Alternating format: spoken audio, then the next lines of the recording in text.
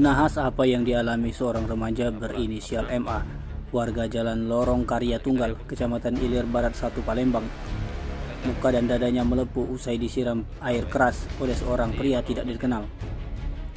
Peristiwa tragedis itu terungkap setelah ayah korban bernama M. Musa membuat laporan ke petugas sentra pelayanan kepolisian terpadu Polrestabes Palembang.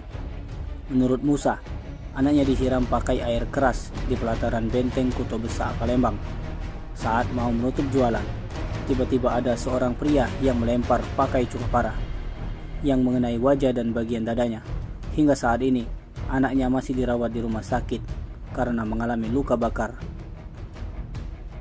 Dengan telah diterimanya laporan oleh pihak polisian, M. Musa berharap laporannya segera ditindaklanjuti.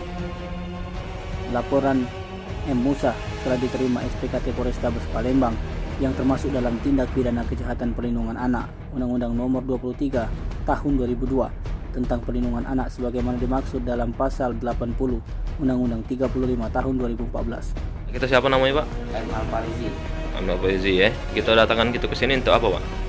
Mau melapor. Laporan apa, Pak? Anak kita di apa? Kena siram keras, Pak. Oleh siapa? Nah, yang tidak dikenal, Pak. Lo tahu ya? Iya. Di mana lokasi itu, Pak? Benteng.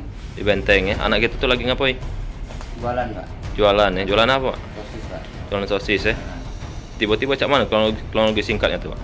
dia lagi nutup, Pak, nutup jualan. Ringkas lagi bawa kotak mau taruh belakang gerobak kan.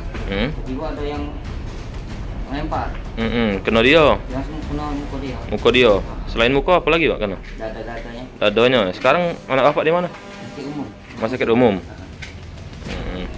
Masih dirawat, Pak? Masih rawat. Harapan kita untuk laporan ini, Pak? Baik bertemu, Pak, pelakunya, Pak. Iya ya. Uang berapa pelakunya? Ya.